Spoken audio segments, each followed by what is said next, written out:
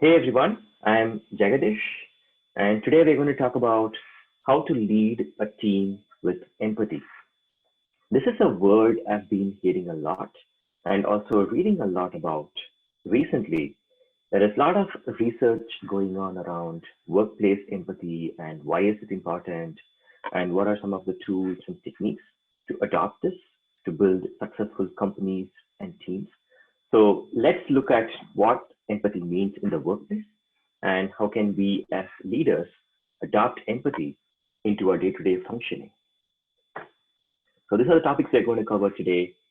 Why is it important to lead with empathy? Is it just another buzzword that we keep hearing, or is it actually worth adopting as a practice and a culture to better team performance? I'm also going to share a couple of examples from my personal career on the impact of empathy on team performance. One is on my own performance, and the other is on my team's performance. So hopefully that helps in the context as well. And also some of the techniques that we can develop and use to lead with empathy. I mean, empathy is very closely attached to the emotional aspects of a person, but it's totally possible to develop empathy in the workplace and then practice it to get better as with any other skill. So we'll look at some of the techniques for that. So who is this talk for? Of course, for frontline managers who directly manage a team, but it's not just for people who manage directly, right?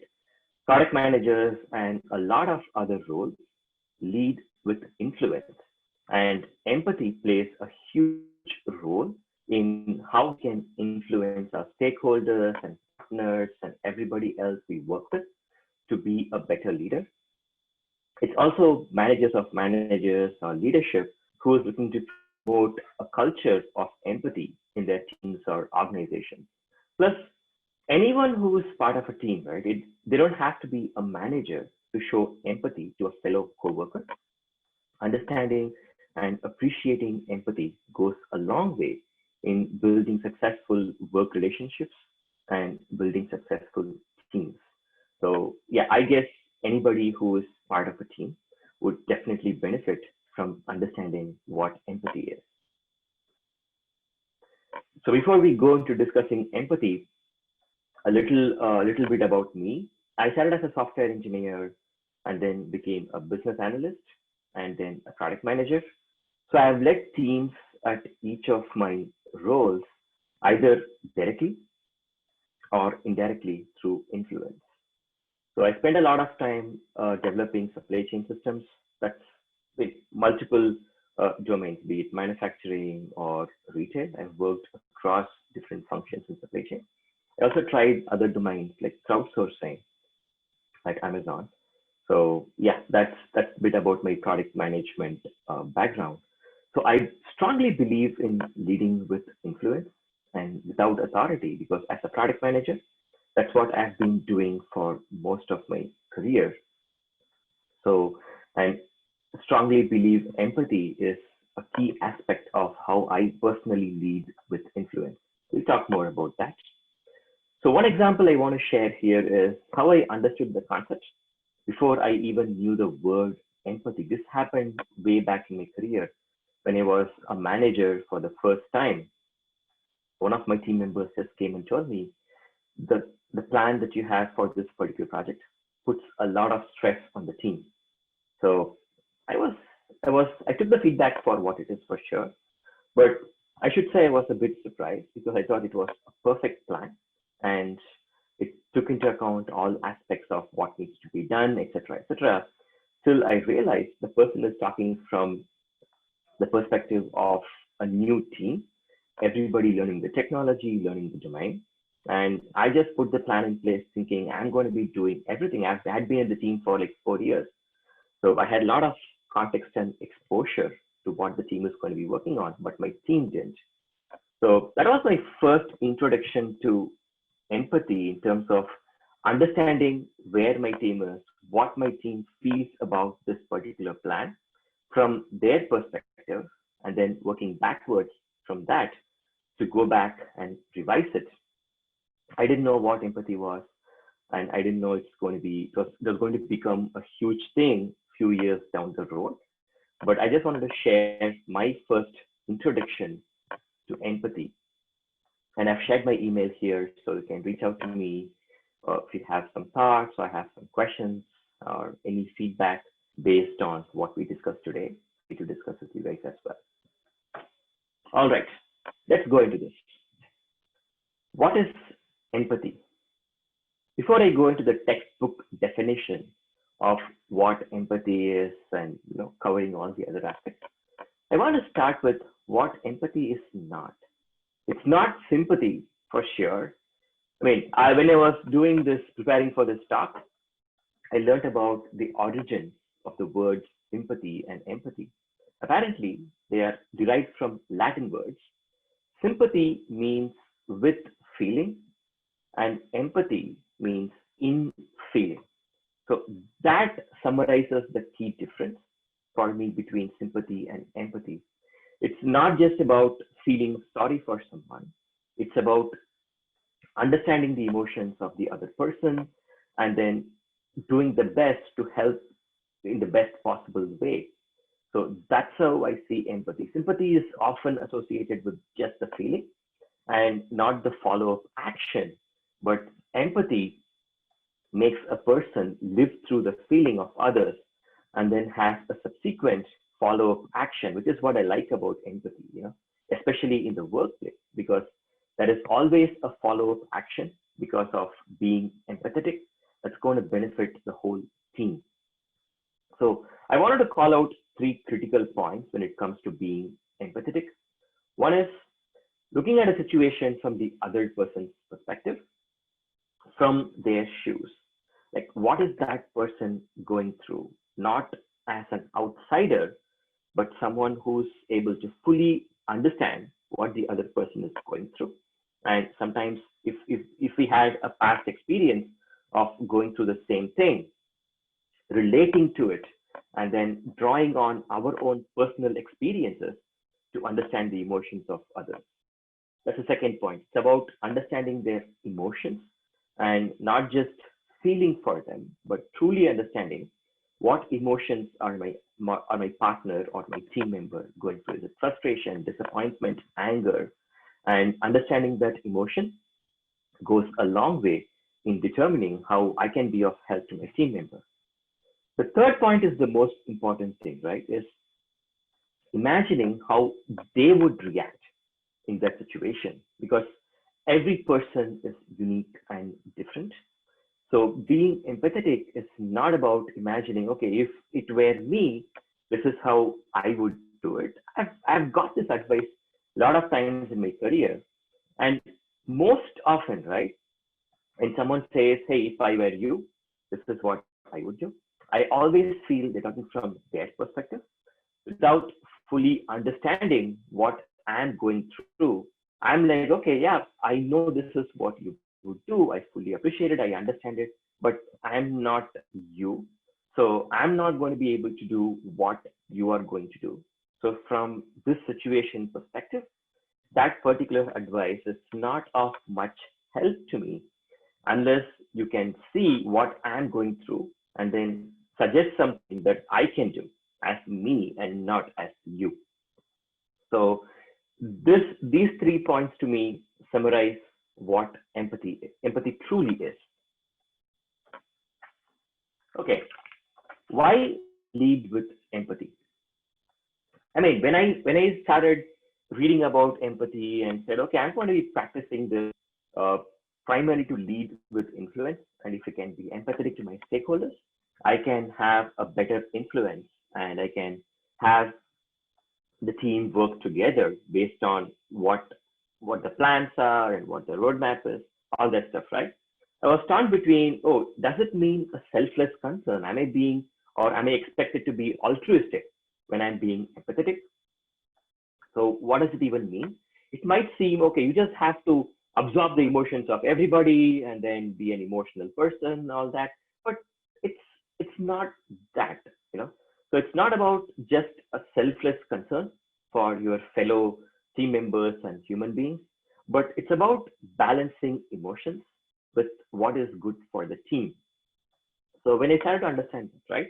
Sometimes when I was dealing with emotions at work, and a coworker says, "Hey, this is what I'm going through, it's a tough time, either personally or professionally," the first thing that comes to me is, okay, as a manager, I need to help my team member. So I need to really understand the concern and then see how it can help. At the same time, I have to make sure the team performance and the company's goals are met. And even though this person is going through a challenging time, I have to somehow make sure that my team's goals are met. So I used to feel, okay, does this make me a bad person? When someone says I'm going through a tough time, I'm thinking about company's performance. But then I just realized, and I spoke to a few of my mentors as well, who just said, okay, if you are thinking about both, you are just being a good manager who tries to balance your team members' emotions with your company's and your team's performance, which is what a manager is expected to do anyway. So it's not about tilting completely to the selfless side or being completely selfish. It's about balancing both. And I think that's exactly why leaders and scientists are talking a lot about it, to the point where Mr. Nadella wrote a book about it. The book is Hit Refresh. If you guys haven't read it, I highly recommend reading the book. It talks about how to build a culture of empathy in an organization that can completely turn around the whole company. It's a great read. And of course, there are a lot of aspects to the book, but the one that stood out for me is Satya Nadella's focus on empathy. Okay. Then I strongly believe the carrot stick method is no longer effective. It's old school thinking, and given the knowledge economy that we operate in, I don't think carrots and sticks are the best motivators. They might get the work done, yeah, but is that the best way to get the work done? I personally disagree, and I've seen a lot of mentors and managers who disagree with this approach too, but who are extremely successful in getting work done. Also, in companies which have a bottoms up culture, right? Okay. The role of a manager is more about cultivating a growth mindset and supporting team members' growth rather than directly telling this is what you should be doing. So, in that kind of a culture, carrot stick wouldn't work anyway because it redefines or changes the culture, which people don't like. And finally, what I have seen is employees are motivated by how they feel about the work rather than the actual work. I'll share a personal example here. When I took over the product lead role at Groupon for supply chain, some of the things that my team was doing were e-commerce basics like launch express shipping, show a delivery estimator to customers as to when the product would reach, things that other retailers have done long ago, but still Groupon was doing it step by step. So the work that my team was doing was not anything path-breaking or something that was not done before, but a first for Groupon.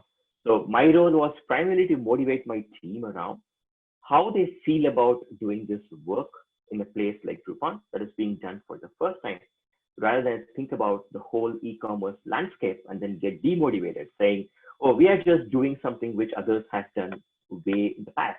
It's about Groupon's unique challenges. It's about what the team members are learning by doing it in a marketplace like Groupon. So those were the motivating factors. And empathy plays a huge role when it comes to actually motivating people to see the way they feel about the work rather than just about the actual work. Okay, for all data nerds here, some statistics from a 2019 study of empathy at the workplace. This study to me came very, very close to defining work empathy in terms of objective measures and then calling out why it is absolutely important for organizations to adopt an empathetic culture. And the survey employed lots of self-serve volunteers to make sure they reach to maximum number of employees and managers across all levels in multiple types and sizes of organizations to remove any kind of bias. So I think sample set was pretty good, and the findings were actually astonishing, as you can see here, right? 82% of employees saying if they got a job at a different company where the culture was more empathetic than the company right now, so they would actually consider switching. So that to me stood out. Also, 72% of CEOs saying state of empathy needs to evolve, which shows the work that's needed to make organizations empathetic. So there are clear benefits, and there is a lot of work to do in terms of making companies empathetic. So the survey is linked in the slide. So it's a great read again. So please really take a look when you have time. Okay. Now talking about the impact of empathy on team performance, right? I mean, I don't want to just talk about theory here, saying it will motivate people, it will bring the team closer. Of course, the theory is out there to read, but I want to share a couple of personal examples here. One where my manager showed great empathy when I joined a team. I was going through a tough time with family. My son was actually going through a surgery. So he was in and out of hospital for some time. And I was distracted. I had to take some time off to take care of the family, but absolutely critical projects going on at work. So I couldn't drop the ball on that as well. And the manager clearly understood what I was going through.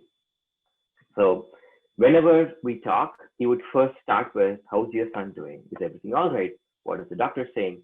So a genuine interest in knowing what I'm going through, making sure my son is okay, making sure my family is safe, and we are coming out of it together. So that genuine interest, coupled with how he took over a lot of my workload in terms of attending meetings, writing documents, and also keeping stakeholders informed and stepping in seamlessly whenever I'm out, which means my manager had to follow a lot of the work that I'm doing to be in sync with how the work is progressing. Otherwise, he wouldn't be able to step in. So that empathy showed by my manager, right? I think that is the point where I felt most connected to the team, the most loyal to the company, and extremely motivated to work for that team. So not during promotions, not during rewards, or not during salary hikes, but that was the point of maximum motivation and connection for me personally.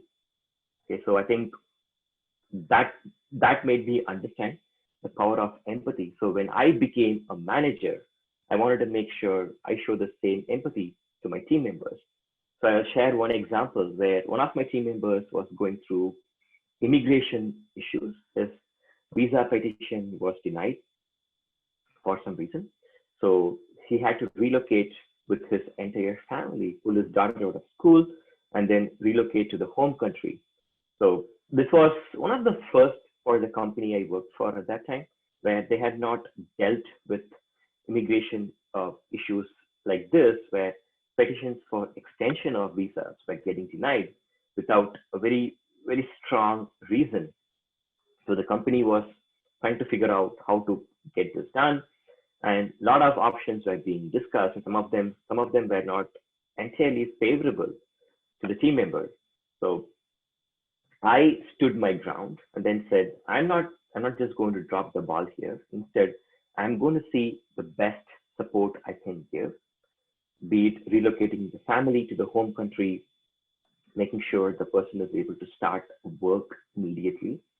All the while, I was thinking, okay, if I were that person, what will be going through my mind? Of course, job continuity and etc. etc. But the financial strain puts on the family in relocating to a different country and then maintaining a household here in case I have to come back. So I thought about the financial situation as well, and then did the best I could in terms of getting a relocation package, getting one-time allowances, taking care of all transactional expenses, and also making sure I account for the travel and getting settled in and all that. So how I can help in terms of continuing the projects. So this actually brought me very close to my team, this particular example, to the whole team, because the whole team saw what that person was going through and then how the entire team was handling the situation, particularly how I am reacting to it, because they're going to take my cues from that. So I would say it brought the whole team together, and it was a great success because we were able to bring that person back by actually working with external counsel to understand the reasons for rejection. How can we submit a new application to make sure we give the right information to the authorities and then get the petition approved, get the person back. And what I heard from the person was that, hey, this was great. This was like help beyond just what a manager is expected to do. It's more, it was very personal, it was connected, and it also made sure my family felt very safe and was comforted. So I saw the best performance and the best motivation levels from the team member right after this incident, where even if they were in a completely different time zone, so the commitment to get things done and the commitment to come back and then continue the work was actually awesome. So I just wanted to share these two examples and then say, just stand by your team, and then you can expect great results and best performance. It's not just about, hey, you do this, you get promoted. Of course, that's a great motivation and reward. But situations like this are what bring the team closer together, and being empathetic in these kinds of situations goes a long way when it comes to being loyal, being committed, and staying motivated. Having said that, right, I spoke about how empathy is a skill that can be gained, practiced, and adopted into the working culture and working style of a manager or a team member or anybody, right? So how do we even do that? Okay, so if it is a skill that can be practiced, there are certain steps which we can do to actually improve our empathy quotient, if we can call that. Okay. The first and foremost thing which I would call out is listening, and not just hearing, and listening without judgment. So I had a second line manager in one of my previous roles, and he was the best listener I've ever worked with, because oftentimes in team meetings and other settings, a lot of ideas get floated around, and some of them, people, as soon as the idea is uttered, people dismiss it. I've seen that happen. But this person would listen to everything, and the way I realize the person is listening to everything is by the questions that come back after that, right? Like there'll be really, really good questions that can be asked only when the person listens and not just hears. So listening actively and listening without judgment is a great skill that is needed to be empathetic. Okay. The second thing is nonverbal communication. I adopt this especially in one-on-ones, where I just ask, hey, how do you feel? What's going on with this project? Hey, what's up with that particular stakeholder? So I listen for nonverbal cues, be it in terms of body language. Is my team member shifting back, or are they showing frustration, or are they disappointed, or are they extremely happy? Do their eyes light up? So the nonverbal cues that we get from team members, at least to me, it determines how I should ask the next question. Or should I even ask the next question? Or should I make a note for follow-up for a later time? Or should I go back and then do something that's in my powers or influence to help the team member to get to the situation? So it's not just about what the team says, it's about what they show in terms of nonverbal communication. The third one, right? The quiet ones, it's tough to deal with because sometimes they don't say a lot, or even the nonverbal communication doesn't come out a lot. particularly in larger team settings. That's where, as a manager, there is a lot of work to be done in terms of encouraging them to speak up. Sometimes even putting them on the spot, it's okay if it is for the right reasons, to actually encourage them to speak up more. And then emotions can be understood only when they are shown. And if empathy is all about understanding emotions, the first step here is to actually bring the emotions out. It's okay to be emotional at the workplace. I mean, I'm not talking about, crying out loud or swearing, that kind of emotion. It's more about expressing in a respectful way how a person is feeling. Like, hey, I'm very disappointed with how this is going, or I'm really frustrated with what's been going on here. So it's expressing the emotion in a very respectful way. And just by being me, if I'm able to express my emotions comfortably and confidently, that goes a long way. And I think as a manager, one of the responsibilities is to enable and empower team members to be themselves. So it's definitely important to encourage the quiet ones. Fourth point, right? Taking a personal interest. Again, there is a fine balance that one has to strike between what is personal interest and what is sharing too much. There is a Harvard Business Review article, a great one, which I read some time back, about how to share with the team without sharing too much. So the personal interest has to be genuine and not come across as, fake or not genuine, because the team can see through that definitely. So taking a personal interest, knowing a team member or a stakeholder beyond the role, that's the way I see it. Okay, this person is engineering manager for this team. That's the role. But who is XYZ? What does that person like? How does that person work? What does that person not like? So understanding the person behind the role, it plays a crucial role in promoting empathy and being empathetic towards the person. If that person gets easily offended, or is the person thick-skinned, or is the person does the person like to get a lot of data, working style, personal style, understanding all that goes a long way in promoting healthy relationships at work. Number 5 here is my personal favorite, and something which I have seen works great with the team, where the team sees everybody else.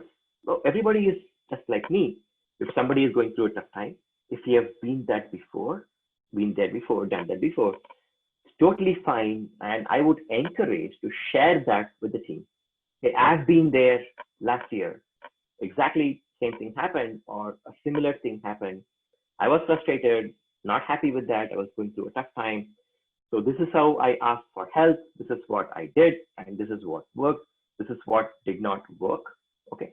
I've seen some managers a little reluctant to do that, primarily thinking, oh, am I letting my guard down if I show I'm vulnerable? I've also been there.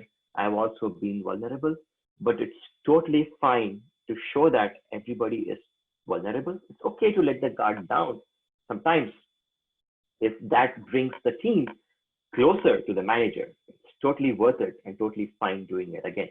I've personally seen this work great with my team. The moment I say, hey, I've been there, this is exactly what happened, and this is how I felt about it. I've seen my team open up more than they would if I didn't say that. So personally, it worked for me. And the last point about forming a team, right? I think it's not just having great connection between the manager and each team member one-on-one. It's about the team having that common connection too. How can the team support each other? And like, hey, if something is going on, if you're stressed, I got you. I have some bandwidth, or I can make some bandwidth. I can come help you in this particular thing. So how can the team operate itself without the manager being, having to play puppet master to say everybody work, do this, especially in bottom up culture, right? So creating that kind of a culture needs the team members to be empathetic to each other. And that starts all the way from the leadership and percolates down to the team to create that culture of empathy. Okay, so some of the tools and techniques as to how to be empathetic, that's what I've called out here. But one tool which I found to be extremely useful when it comes to being an empathetic leader is situational leadership. So let's see what there is. The theory part on the left, the practical application on the right. So as many of you would know, it's about how to understand the situation and then show the right level of leadership when it comes to that situation. I think the fundamental premise of this leadership style is there is no one size fits all, even between the same manager and the same team member. Depending on the situation, sometimes you'll have to coach or be supportive or just delegate, or sometimes you have to be extremely directive to get the work done. It depends on what the team members' motivation levels or commitment levels and competence levels for that particular situation. A person who's great at something, when they go to a new domain or new technology, might need more directive help because their competence levels in that particular domain or technology are lower than the other areas. Or sometimes they're just going through a tough time, so their commitment levels are low or motivation levels are low for some reason. So how does this relate to empathy, right? I think the definitions kind of overlap each other, where empathy is about understanding the emotions of what a person is going through right now. And situational leadership is about applying the right leadership style for that situation. So it just goes hand in hand naturally. For me, at least, that's the way I see it. So it's more like an evolutionary leadership style than a one size fits all. Okay. It shows that as a leader, you really, really care about your team members' situation and emotion. Situation defined in terms of competence and commitment, emotion defined in terms of how the person feels. So combining both together gives a great tool to determine the next course of action. The second thing is, it takes into account struggling employees as well as high performing employees, so that the manager doesn't or should not follow one style of leadership with everybody. Again, shows how empathy is being demonstrated here, right? So with somebody who is struggling to understand situation, understand emotions, you follow the right leadership style, basically where they fall in this particular quadrant. And while you empower your top performers, somebody is doing great. So all you have to do is, okay, highly competent, high commitment, they fall in this B4 bucket. So all you do is delegate, and then whenever there is support needed, I step in. Okay. So it helps clearly distinguish where each of my team member is when it comes to performance, and then follow a leadership style that's suited best to improve the performance of every team member. It increases awareness of the manager about their own team, which again promotes a culture of empathy, because I know what everybody in my team is going through. I know what kind of leadership style I have to follow when it comes to each situation. Okay, so having that awareness helps in determining what is the best course of action, which is the last point here, which is moving from just feeling, which is the sympathy part of it, okay, and moving into action, which is where I think empathy comes in. It's not just about being sympathetic, but also being empathetic, where I can understand what you're going through. I can go through the same thing with you, and then I can see what is it that we can do together next that's going to help the team members the best. So I think situational leadership adoption of this practice itself shows that the manager is actually trying to be empathetic. Okay, that's all I had, and I shared my email in the initial slide.